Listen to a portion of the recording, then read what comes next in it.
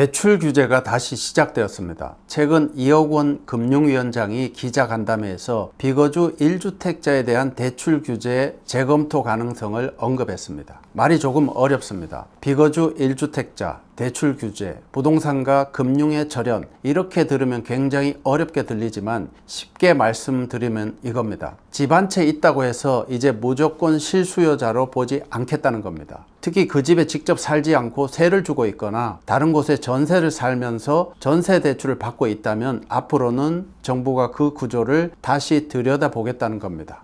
이게 왜 중요하냐 하면 고가주택이 아닌 1주택자도 이제 정부의 관심 안에 들어왔다는 의미입니다. 정부가 보는 핵심은 이제 실거주입니다. 주택을 보유하고 있지만 실거주를 하지 않는다면 부동산 투자 목적으로 주택을 구입한 것으로 보겠다는 것입니다. 이억원 금융위원장은 5월 21일 기자간담회에서 투기적 목적의 비거주 1주택자 대출 규제 방안을 계속해서 검토하고 있다고 밝혔습니다. 아직 확정 단계는 아니지만 현황 파악과 제도 설계를 지속하고 있다는 취지입니다. 그럼 여기서 가장 중요한 질문이 생깁니다. 비거주 1주택자가 도대체 누구냐입니다. 예를 들어 보겠습니다. 부모님이 서울에 아파트 한 채를 가지고 있습니다. 그런데 그 집에는 세입자가 살고 있습니다. 부모님은 자녀 집 근처나 직장 근처 혹은 다른 지역에서 전세로 살고 있습니다. 또는 자녀가 본인 명의로 집 한 채를 가지고 있습니다. 그런데 아직 그 집에 들어가 살진 않고 그 집은 전세를 주고 본인은 다른 곳에 전세를 살면서 전세 대출을 받고 있습니다. 위 두 가지 부자의 경우가 바로 비거주 1주택자에 해당할 수 있습니다. 물론 모든 비거주 1주택자가 투기 목적이라는 뜻은 아닙니다. 직장 발령 때문에 현실적인 이유로 못 들어갈 수도 있습니다. 자녀 학교 문제 때문에 다른 지역에 살 수도 있습니다. 집을 샀지만 세입자 계약 기간 때문에 바로 입주하지 못하는 경우도 있습니다. 문제는 정부가 보기에 이러한 구조가 일부에서는 갭 투자 구조처럼 작동할 수 있다는 겁니다. 내 집은 전세를 줍니다. 나는 다른 집에 전세를 삽니다. 그리고 전세 대출을 받습니다. 겉으로 보면 1주택자입니다.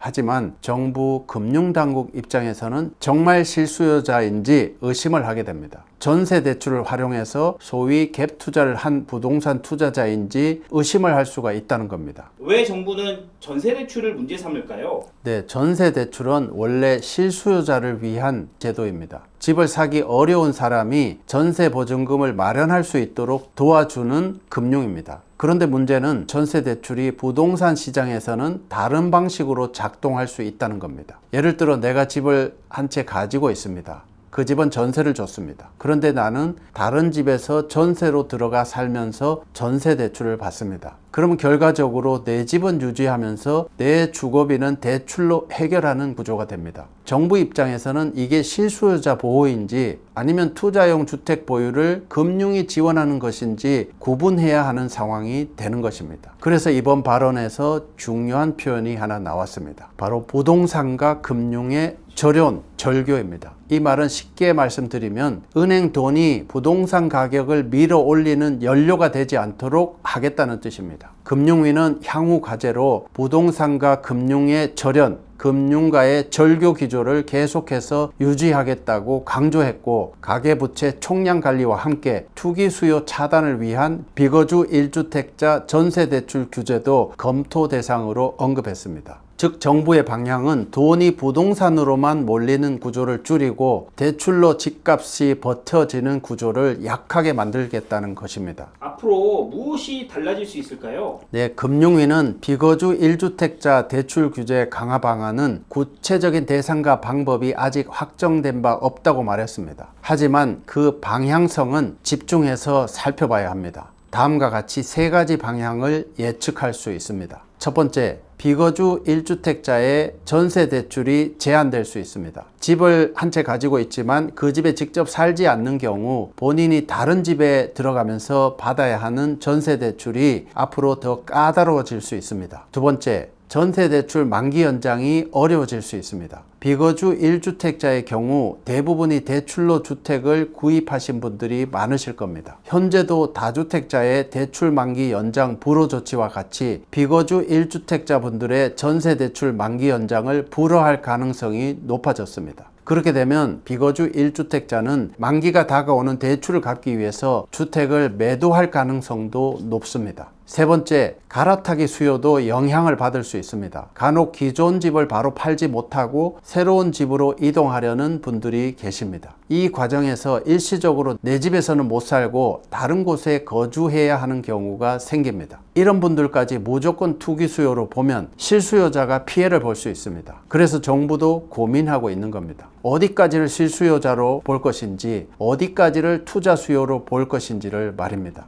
향후 정부가 이 기준을 제대로 만들지 않는다면 진짜 실수요자만 피해를 볼 수가 있습니다. 구독자 여러분, 앞으로 집 한 채 가지고 있어도 안심하시면 안 됩니다. 앞서 말씀을 드렸지만 현재 정부가 주목하고 있는 키워드는 실거주 주택 소유자입니다. 실거주를 하지 않는 비거주 1주택 소유자는 정부의 부동산 투기 대상이 될 가능성이 높습니다. 다주택자를 겨냥한 압력이 이제 비거주 1주택자 분들에게도 압력으로 가해질 수 있습니다. 그리고 지금 정부가 보는 시장의 핵심 문제는 가계대출, 전세대출, 갭투자, 그리고 부동산으로 쏠리는 자금 흐름 등이 주요 화두 키워드입니다. 그래서 이번 정책 방향은 1주택자를 모두 보호하는 방향이 아니라 1주택자 중에서도 실제로 거주를 하지 않는 사람을 따로 구분하겠다는 쪽에 가깝습니다. 과거에는 1주택이면 어느 정도 안전지대라는 인식이 있었습니다. 하지만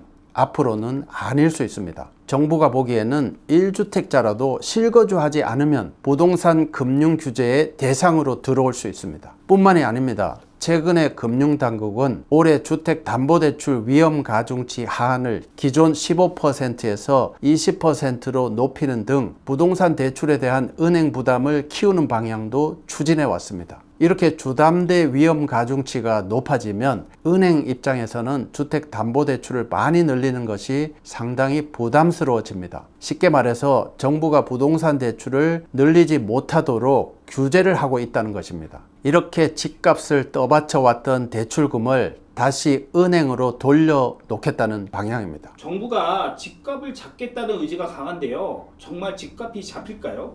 네, 이 방향에는 고려할 만한 부작용 등이 있습니다. 바로 전세 시장의 불안정입니다. 비거주 1주택자에 대한 대출이 제한되면 일부 집주인들은 전세를 월세로 바꿀 수도 있습니다. 아니면 대출금을 갚기 위해서 주택을 매도 시장에 내놓을 수도 있습니다. 전세 공급이 줄면 당연히 전세 품귀 현상으로 전세 가격이 오를 수밖에 없습니다. 그리고 전세 가격이 상승하면 부동산 매매 가격 상승으로까지 이어질 수 있습니다. 그리고 갈아타기 수요 위축으로 새 집으로 이사하려는 실수요자분들도 일시적으로 비거주 1주택 상태가 될 수 있습니다. 이런 사람들까지 규제 대상이 되면 부동산 거래는 더더욱 위축이 될 수밖에 없습니다. 이렇게 부동산 거래량이 줄면 수요자에 비해서 주택 공급량이 부족해지기 때문에 부동산 가격이 상승을 할 수밖에 없습니다. 마지막으로 실수요자가 피해를 봅니다. 어쩔 수 없는 상황 때문에 직장 문제, 자녀 교육, 부모 봉양 등 정말 불가피한 현실적인 이유로 자기 집에 살지 못하는 분들도 많이 있습니다. 이런 분들까지 규제를 받으면 정책에 대한 반발이 커질 수밖에 없습니다. 그래서 정부가 지금 고민하고 있는 핵심은 투기 수요를 어떻게 걸러낼 것이냐입니다. 구독자 여러분, 집이 한 채라고 이제 무조건 안심하시면 안 됩니다. 앞으로는 집을 가지고 있다기보다 그 집에 실제로 살고 있느냐가 더 중요해질 수 있습니다. 그리고 전세 대출을 받고 있거나 앞으로 받을 계획이 있으시다면 반드시 본인의 거주 구조를 점검해 보셔야 합니다. 정부의 칼끝은 다주택자만 향하는 것이 아닙니다. 비거주 1주택자 분들도 정책의 정조준 대상이 되고 있습니다.